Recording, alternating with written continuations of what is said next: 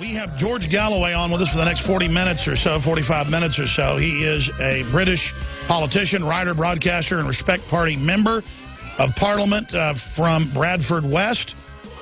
And he is very well known for testifying before the U.S. Congress. He is very well known for exposing the Iraq War as a lie and a fraud before it happened. Then they, of course, murdered Dr. David Kelly to try to cover that up. He helped expose that. He's been pushing for Tony Blair and others to be held for war crimes, which they clearly have done by every yardstick. We've had members of the U.S. Senate look at it and say, clearly, it's a war crime. They fixed the intelligence. The White House memo, the Downing Street memos have all come out. We know. Prima facie, cookie, jar, hand in the cookie jar, red-handed, we have them. So I wanted to get him on about all the wars and funding al-Qaeda to attack Syria and Libya and how Iraq is so much worse off, a decade after the, quote, liberation. Everything he warned of and was demonized. I mean, they tried to put him in jail for stuff. They tried to go after him. They absolutely hate him. And he's an amazing orator. I don't agree with everything he says, but I do agree with the fact that I believe he's a real guy who believes what he's saying and believes he's standing up for human liberty and dignity. So we've got him on about that and a whole host of other issues to discuss today. I want to get his take on the Russia situation, the new Cold War that's getting kicked off right now, and where he sees civilization going. So he joins us via video Skype if you're a TV viewer. Radio listeners can go to Infowars.com/show to see the free feed. George, thank you for coming on the show. It's a pleasure, Alex. Nice to talk to you again. Where would you like to start? There's so much to talk about. Well, I think the most immediate crisis is the one now in the Ukraine, the Crimea, with Russia, and the Cold War beginning to encroach upon our toes. My toes are feeling distinctly frosty with all the rhetoric, which takes us back to the 1970s, 1980s, and having had a period of honeymoon, Russia appears to be back as public enemy #1. And the hypocrisy that's being deployed would be laughable if it were not so serious. In Britain, for example, we have a government which in 1982 sailed 7,000 miles all the way to the South Atlantic to defend the rights of self-determination of 2,300 British settlers on what they call the Falkland Islands. They fought a devastating war in which many hundreds were killed, many more were maimed, and billions of pounds in treasure were burned in order to come to the aid of what we said were our compatriots, even though we planted them there in the first place. Equally, our government, if Spain were to have the temerity to just severely increase the traffic restrictions on traffic going from Spain to Gibraltar and vice versa, we'd be ready to go to war with Spain, because we say that the rock which is attached to Spain actually belongs to us. And yet the same government warns Russia of condign punishments to come because they intervened to safeguard their vital national interests, and millions of their compatriots, Russian nationals, Russian speakers, whose lives and property were very obviously at risk from a Western-sponsored and paid for and logistically armed in every way coup d'etat in the neighboring country of Ukraine. I could go on, but I just will give one more example of the hypocrisy, or perhaps two. The Kosovo, which is a part of Serbia, declared itself unilaterally to be an independent state, and 110 countries in the world have recognized it, recognized this self-declared independence. And guess what? Both my country and yours are amongst the 110 countries that have recognized. And look at South Sudan. Exactly. Look at South Sudan. Just one more. Yes, South Sudan, but permit me one more irony. John Kerry, with a solemn face, said that we can't have countries invading others and seizing territory on trumped-up pretext. And he didn't even have the grace to laugh when just 11 years ago, exactly yesterday, Britain and the United States, in their shock and awe invasion and attack on Iraq, began a process which has murdered 1 million souls, destroyed Iraq, shattered it into pieces, and sent cascading around the world Islamist, fundamentalist, fanatic extremism all over the globe, all in the name of Britain and America arrogating to themselves the right to do whatever they please, irrespective of the United Nations or of anything called international law. You couldn't make it up, Alex. Incredible the way George Galloway puts it. Total veritas. I agree with you 100%. And Ron Paul on the Libertarian Right came out and wrote articles and said exactly what you just said, almost word for word, because it is just the truth. Neither one of you is plagiarizing the other. It's just the truth. And they are calling him basically a KGB agent. They are demonizing me for it. We just lost his Skype. We're going to get him back up. It is insane to sit here and watch this. And you talk about radical Islam cascading around the world. What is the larger plan? That's what I want to ask George Galloway, again, a member of the Respect Party from Bradford West in the United Kingdom. And we're going to be talking about some about that party as well today. Again, folks, a new Cold War being launched right now, a new Cold War being expanded, and George just basically broke down the hypocrisy of 11 years later, what has happened with Iraq. And if his Skype's not working, guys, just go to telephone, back up. We're going to telephone right now. Good. All right. It was bad Skype anyways, but it was good to be able to see him, even though it looked like we were looking at him through a fog. And that's the beauty of Skype and these technologies that are not yet perfected, but it still is amazing to be able to talk to anybody we want across the world. And it is the hypocrisy of people like John Kerry that is so staggeringly ridiculous, you think it's Dr. Strangelove satire. To have him saying you can't just go around, invading countries when the Russians are grabbing a small area that's pretty much always been part of Russia to secure their pipelines. Now, sir, continuing, you were getting into Iraq and the cascading radical Islam. Is there a method to the madness in Syria, in Libya? Because, I mean, this looks like something the devil would do just to try to wreck any stability. What's the game plan? Well, I wish I knew. I shared a lift with William Hague, the British Foreign Minister, just a week or two ago. And I said to him, William, you've been wrong all of your life, but I've never known you to be actually insane. Yet the policy you're following in Syria is literally insane. You have inflated, financed, and armed Al-Qaeda in Syria on the principle that your enemy's enemy was your friend. Yet now you tell us that returning fanatics coming back from Syria, now that they're losing the war, are Britain's #1 security concern. So you've made more dangerous the very people that you say are our #1 national security threat. This has to be defined as insanity, doesn't it? It is, and I've been following politics for decades, but never have seen something this surreal. Again, George Galloway, member of UK Parliament, one of the most outspoken people in Europe, not just England, against all these wars, proven absolutely right about Iraq in spades. Where is it going as the open mental illness, the fascist mental illness, just explodes and metastasizes? Well, it is metastasizing. That's a very good image to conjure up. And it is a cancer that has spread all over the world. And I said this to Tony Blair, man to man, outside the gentleman's lavatory, to be precise, in the library corridor of the House of Commons, just a few days before he and George Bush invaded Iraq. I told him, I think, 4 or 5 things. Number one, there is no Al-Qaeda in Iraq. But if you invade it, there will be hundreds of thousands of Al-Qaeda in Iraq. Number two, the fall of Baghdad will not be the beginning of the end, but merely the end of the beginning. Number 3, the Iraqis will not welcome you with flowers.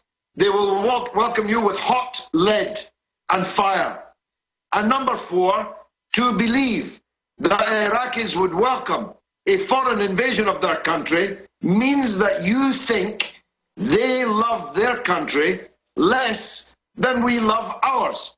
Because nobody in Britain or the United States would dream of welcoming a foreign invader and occupier to their country. And lastly, I said that though there is no Al-Qaeda in Iraq, if you invade, Al-Qaeda will be everywhere. It will spread everywhere, like a cancer, metastasizing, as you say, all over the globe, because you will fanaticize, radicalize, extremize millions and millions of Muslims who can see the grotesque double standard that you are practicing. Your best friends in the region are the worst dictators in the region. You are supporting those tyrants, giving them money and weapons where they need them, and you're supporting Israel, which has for more than 60 years wiped off the map the country that used to be called Palestine and scattered their millions of people all over the globe. And any way you cut it, it's meant to radicalize Islam and in the final equation, destabilize the whole region. You've been really accurate predicting what would unfold. What do you predict will unfold now in Syria, in Libya, all over the place where the al-Qaeda jihadis are running around? And now, as you mentioned, your government, other governments are saying brace for al-Qaeda to attack with surface-to-air missiles that they got in Benghazi, and there's no discussion of why were they given this. I mean, clearly they're helping create the threat to then set up a police state continent-wide, UK-wide, US-wide. Looks to me like they want to use this al-Qaeda threat that they're funding and supporting to take our liberties. Well, up to a point, but the point about the Frankenstein analogy that I keep making is that once you've made the monster, it quickly moves out of your control.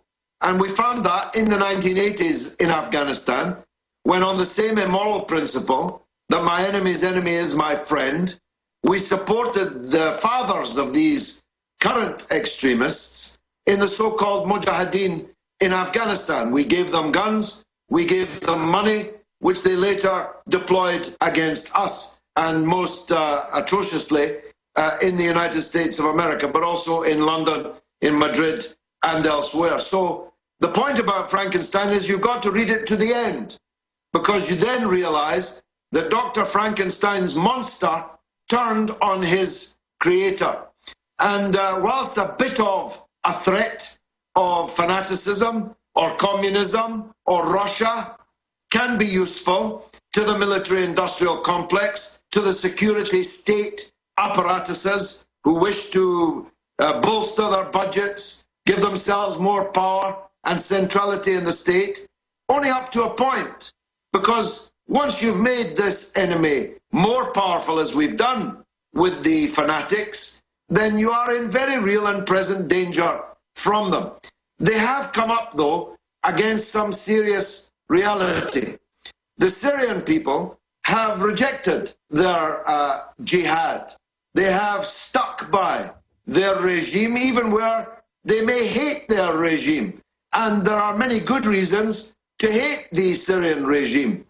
But the Syrian people will never agree to live under an Islamist code that owes more to bin Laden, owes more to Afghanistan than it ever could to a sophisticated, civilized, Levantine population where people mix, men and women, Christians and Muslims, where the minority religions are protected and cherished and so on. And that's the way the majority of people in Syria want it to continue. So they have stuck by their government. The state has not broken. The army has not broken. And they are winning success after success on the battlefield. But that, of course, means that these fanatics are now beginning to return from whence they came. And whence did they come?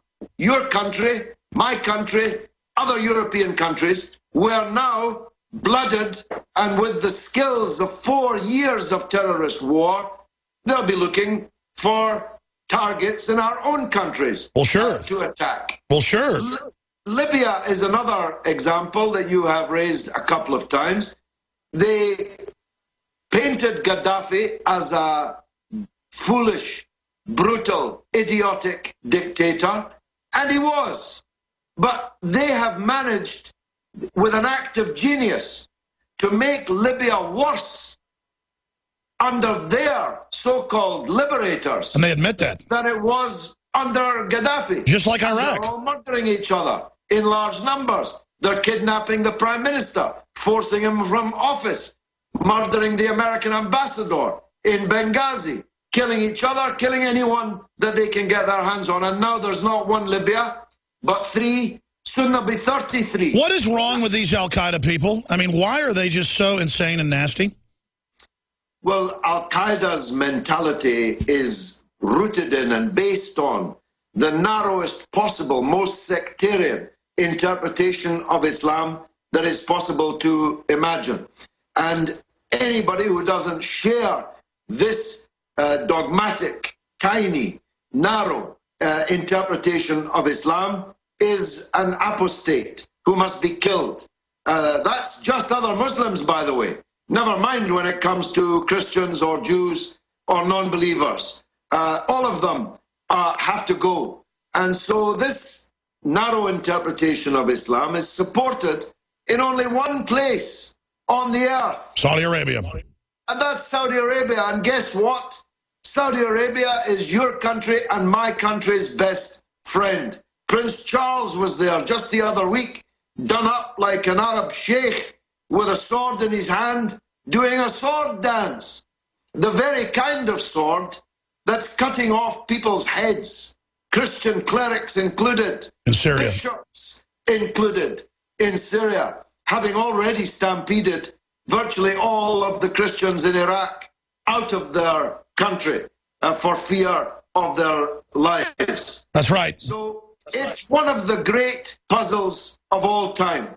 How your country could be back in bed with al-Qaeda after everything that's happened over the last decade. It is incredible. You know, it's so insane, George Galloway, that I can't even believe it. No, it's very hard to believe.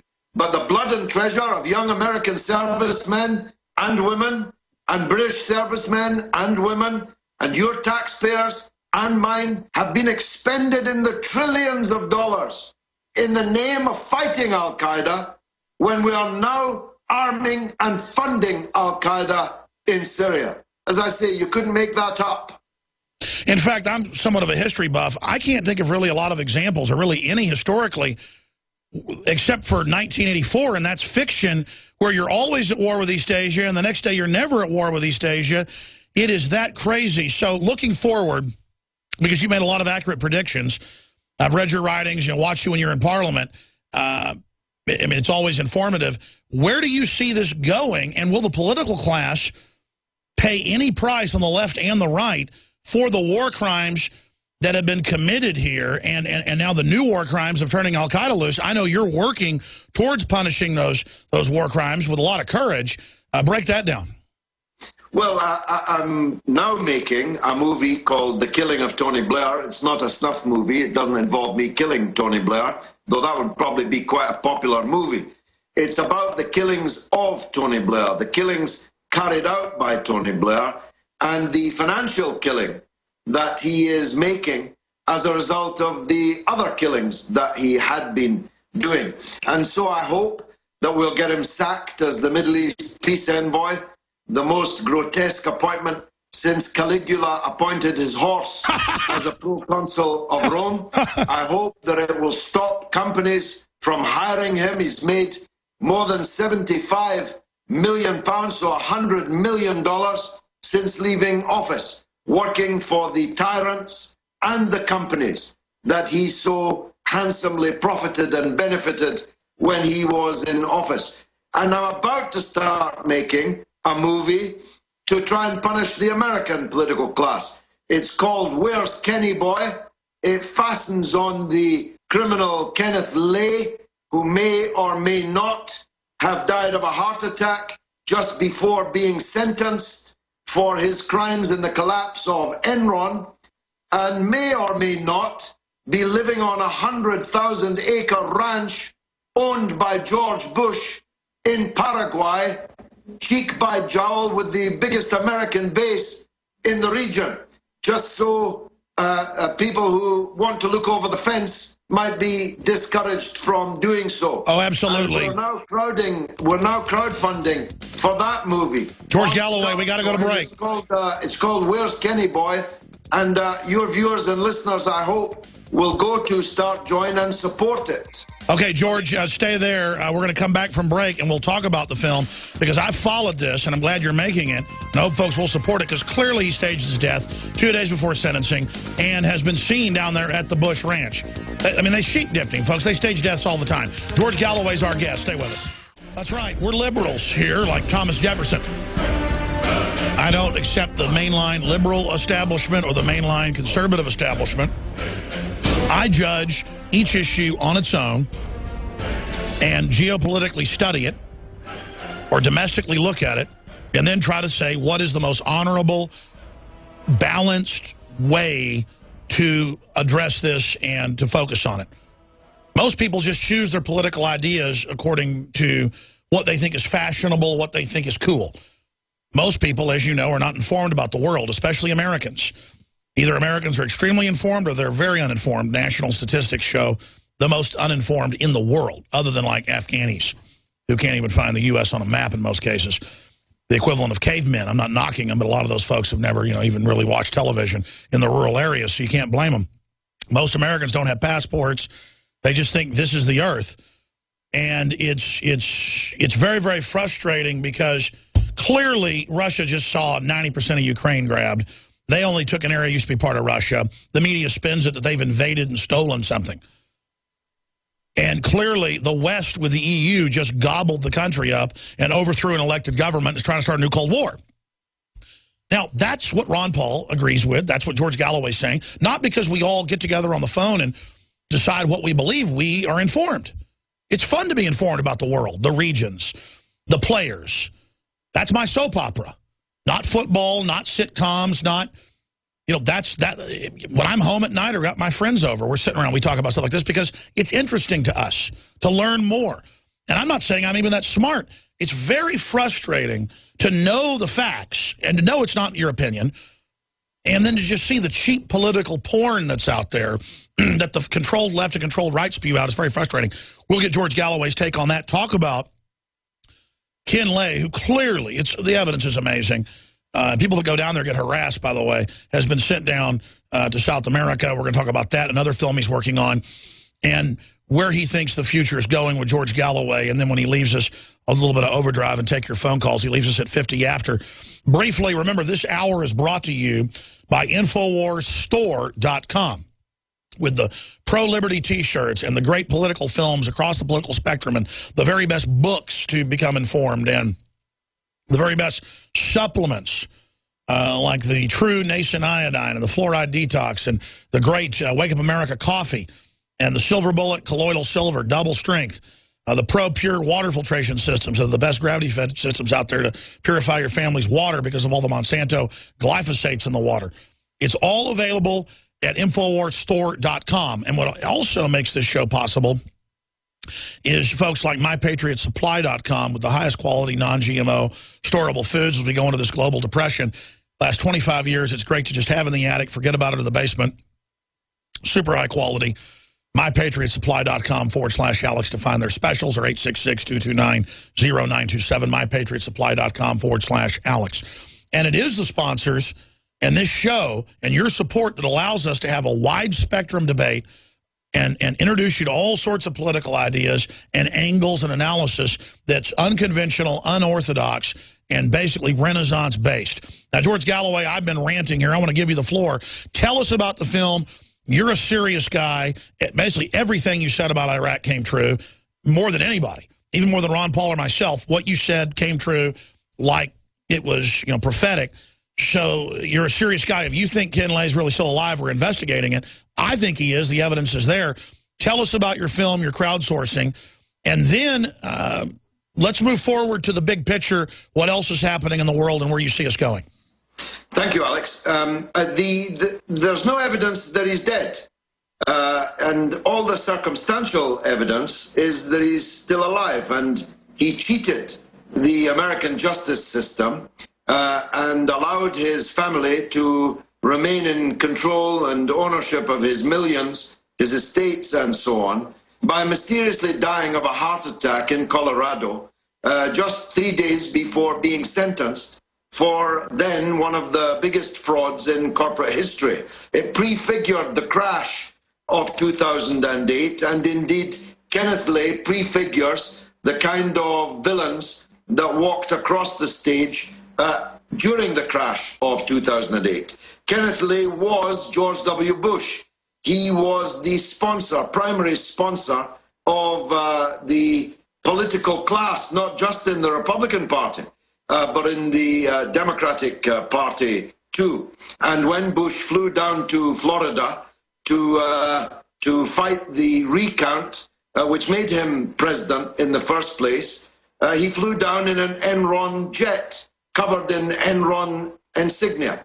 And then quickly Enron collapsed, billions of dollars were lost.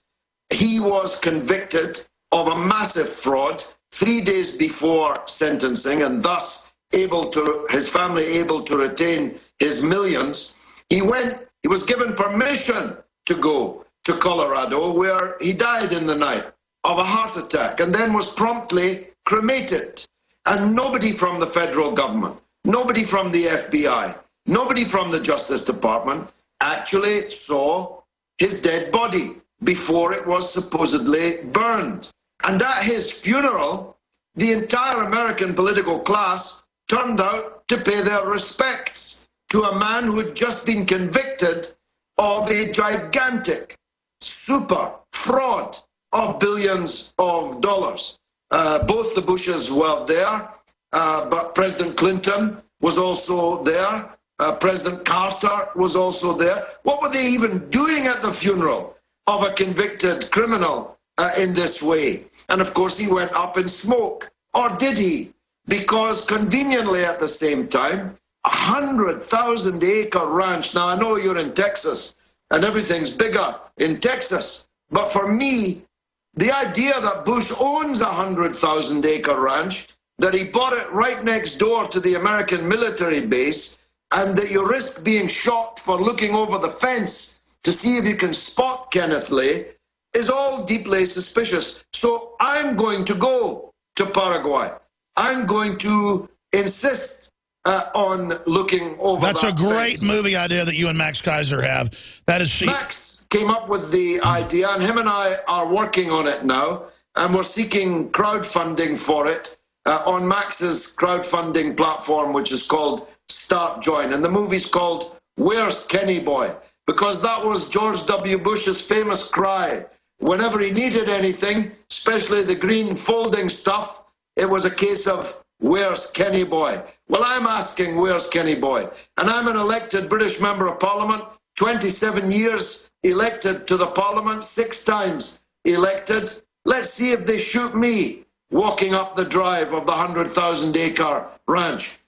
Kenneth Lay, if you're out there, I'm coming to get you.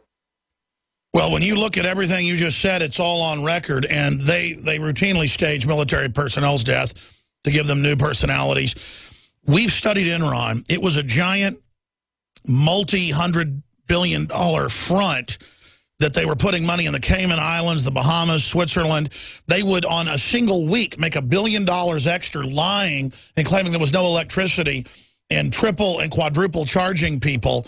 You know, power bills would go from $1,000 to $6,000 in a month in California and surrounding states. He was a master criminal, and the fact is that they were protecting him, and undoubtedly, it's been reported he keeps getting seen down there. And only uses that as a home base, and and you going down there, because you've got the courage to do it, will become a sensational film regardless. They've got to be concerned. I hope so. And just to add to the masterful summary you just gave there of Lay's role in things and Enron's role in things, he took care to spread money around the political class to make sure that he would not have any difficulties on either side of the aisle, whoever was in control of the American political system. And that's the very corporate takeover of politics that on both sides of the Atlantic we've been suffering from so grievously in the last decades. Well, that's right, because when they take the money, they then also get basically corrupted into it. And that's right. He came up with the carbon tax plan with Al Gore. You can say what you want about climate change or this and that, but clearly paying the political class carbon money is what has basically tainted the whole thing. And Ken Lay came up with smart meters to gouge people. I mean, so many things that we now see today were the brainchild of Ken Lay. Why do you think if he had... Yeah. He was a very bad man, but we're not just going after him because he was a very bad man. It's because he exemplifies, personifies, literally personifies, this corrupt political corporate class that has ruined the lives of so many tens of millions on both sides of the Atlantic. And by telling his story, by going looking for him, we're also going looking for the corrupt politicians that he bought and paid for, and who undoubtedly protected him and may even have faked his death. Of course they did. Let's shift gears over into, if you're going to steal $1 million, why not steal $1 trillion? If you're going to lie a little and launch a whole war that kills 1 million people, according to Lancet, why not stage the death of one guy? Of course they did. The evidence is overwhelming. But let's get back into the other film you guys are crowdsourcing. And Kaiser better make these, because I know he's got the money to make them anyways. The point is people should support it, because I want to see these films, especially with you in them. What about Tony Blair? I mean, he clearly, with the Downing Street memo, the White House memo, well, you're the expert on it. I mean, we've got the evidence he's a war criminal. And if we can punish one of these criminals, even in the court of public opinion, it will stop them doing it next time. Well, Alex, in the court of public opinion, Tony Blair is already tried and convicted. He's like that character in the movie Ghostwriter. He spends most of his time out of Britain because he can't walk down any street in Britain. Every time he sits down in a restaurant, somebody tries to perform a citizen's arrest upon him, and his gauleiters and his lieutenants who suffer similar fates.